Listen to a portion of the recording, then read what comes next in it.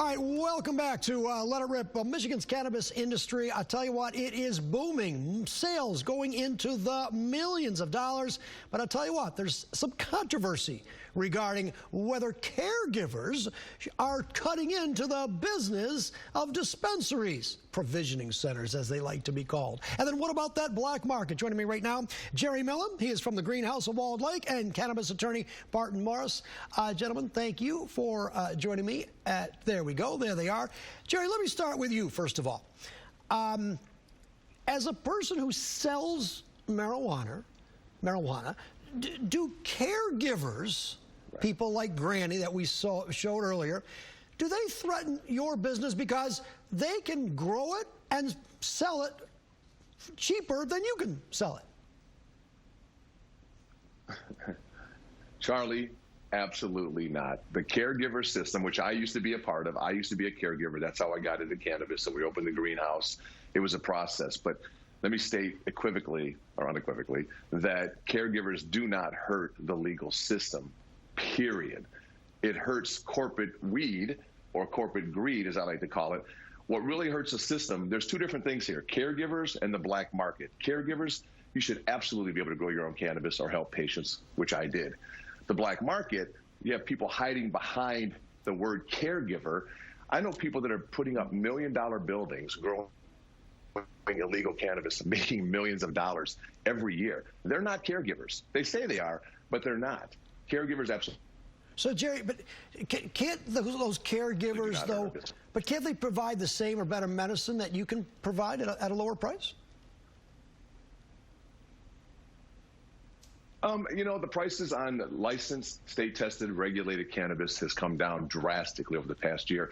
And honestly, right now, caregiver flower, even black market flower, is a little more expensive than the dispensaries are charging. So the quality is there. The biggest thing between the caregiver system and the legal license system is that we have to test everything. So if you come into a dispensary, everything is tested, everything is dosed. It's more for the masses. And we also take care of patients. I started Patients Over Profits years ago. I was here in the beginning for patients. I'll always be here for patients. And I'm for anybody that has the sympathy to help out sick people, cancer patients, little kids. So I encourage people, if you want to be a caregiver, be one. It's not easy to grow this plant. Some people don't want to go to the local person to buy. They want to make sure their product's tested. All right, let me bring in Barton Morris. Your client, Granny, we'll call her, she knows how to grow. There's no doubt about that. Wow. But do you feel, though, that some laws are really, especially the zoning area, as we have seen in Ypsilanti Township, are kind of squeezing out those caregivers, not allowing them to grow? And again, just so we understand, a caregiver, as I understand it, is you're growing for medical use, not recreational. I think I'm right on that one. Is that right, Barton? We have in Michigan, since 2008, we've had medical marijuana, and the primary means for patients to get that marijuana, especially in the beginning, was caregivers. Caregivers were identified as those that could grow on behalf of patients. And yes, what has been happening over the years is, as Jerry had mentioned, some people identify themselves as caregivers, but perhaps not growing on behalf of their patients. Instead, they're growing on behalf of an unlicensed, unregulated market. They get exploited. They're growing in numbers. And then municipalities then are starting to crack down on them because there's some people that are renting out homes simply to grow as much marijuana as they can, and feeding into the unregulated market. This was also supported by the Marijuana Regulatory Agency because when they began to provide licenses, as Jerry understands, there was a shortage of marijuana, and so they looked for marijuana from caregivers, and so they kind of incentivize caregivers to grow as much as they can so they can introduce it into that regulated market. And so what then happened is now there's just been a lot of unregulated, unlicensed marijuana, and to some degree, yes, it competes with licensed industry, but you know that's our system in Michigan, and that's what we have to deal with. So help me out here, Barton. Am I understanding correctly? I thought I read a statistic that 70% of people who buy, let's go back to recreational marijuana, they're not buying it from the dispensaries. They're buying it on the black market.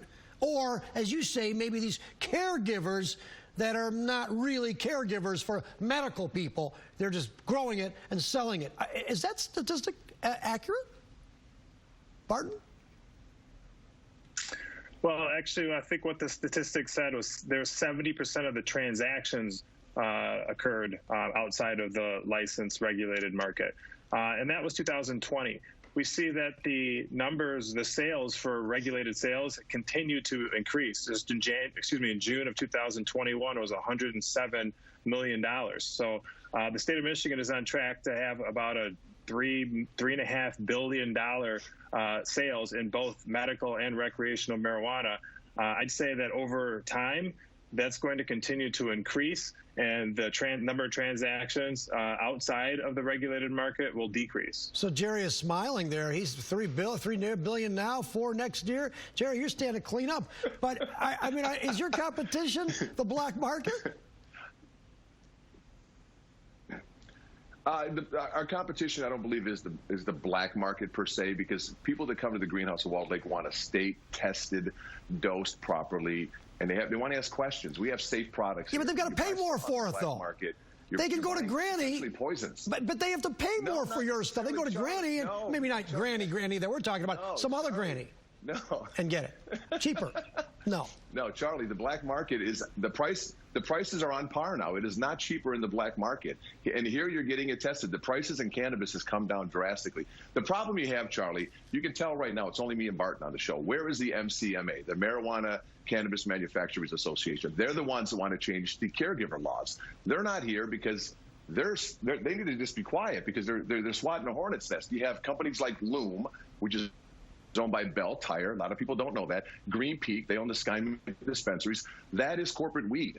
They don't want anybody competing with them. They don't want the greenhouse competing with them. They don't want the mom and pop dispensaries. But what's the difference? They don't want Calvin Johnson in the game. I know, but I mean, when McDonald's came to be, they took away a lot of the mom and pop hamburger places. Right. And what's wrong with corporate weed if the product is good and the people can get it for a cheaper price?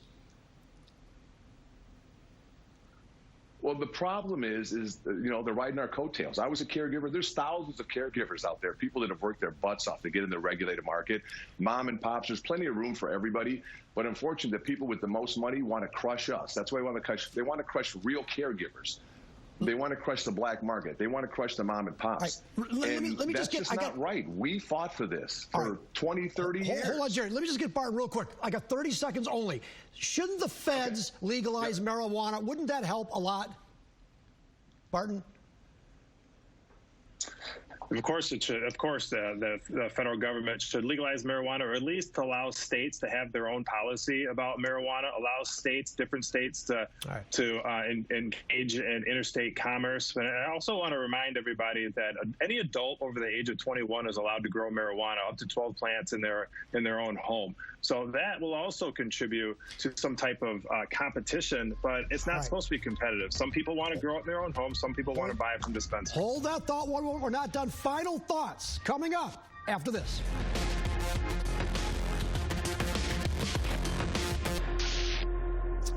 We'll be talking about Proposal P next week. But now, final thoughts, marijuana. Let's start with attorney Barton Morris. Barton? As I said earlier, at least I should have said, marijuana industry, the regulated licensed industry, is a $1.7 billion industry and growing. These large manufacturers have no business complaining about caregivers and people that are just growing marijuana, 12 plants of marijuana in their home. Also, municipalities are coming down on these caregivers that have been saints, that have been providing marijuana to medical marijuana patients since 2008. That is a law that is going to be sacred, that we're going to continue to fight for, and we're going to continue to fight these municipalities who continue to try to regulate them and zone them out of their homes. Final thoughts, Jerry Millen. Final thoughts, Charlie. Leave the caregivers alone. Corporate greed, corporate weed, they want to stop the caregivers. They want to stop the mom and pop sites, the greenhouse of Walled Lake. Everybody that's in the legal market, not everyone, but most people. My friend Tom Beller, RL Solutions in Kalkaska, used to be a caregiver. Great local grower now here. Calvin Johnson used to be a caregiver, I believe. He has a brand out now. Leave the caregivers alone. For those that want a caregiver and they truly need it for medicine, stay with your caregiver. But stay away from the black market. And I'm calling on Attorney General Dana Nessel to please start cracking down. You can go to Commerce Township right now, Charlie, on Winter Street. Drive down Winter Street in Commerce Township. There's probably 10 or 15 illegal giant grows. The black market needs to stop. It's not tested. It's not safe. It's not about money. It's about public safety. But what I have to reiterate is leave the caregivers alone. They're taking care of sick people. I've done it. They don't hurt our business. Corporate greed, the big players, they want to shut them down. Stay out of their stores. All right. Well, certainly we're going to follow this as well. Caregivers and corporate weed. I know that Granny will follow Granny's case. She'll be in court soon enough. And listen, I thank you for your thoughts and your insights on this issue. That's it for this edition of Let It Rip.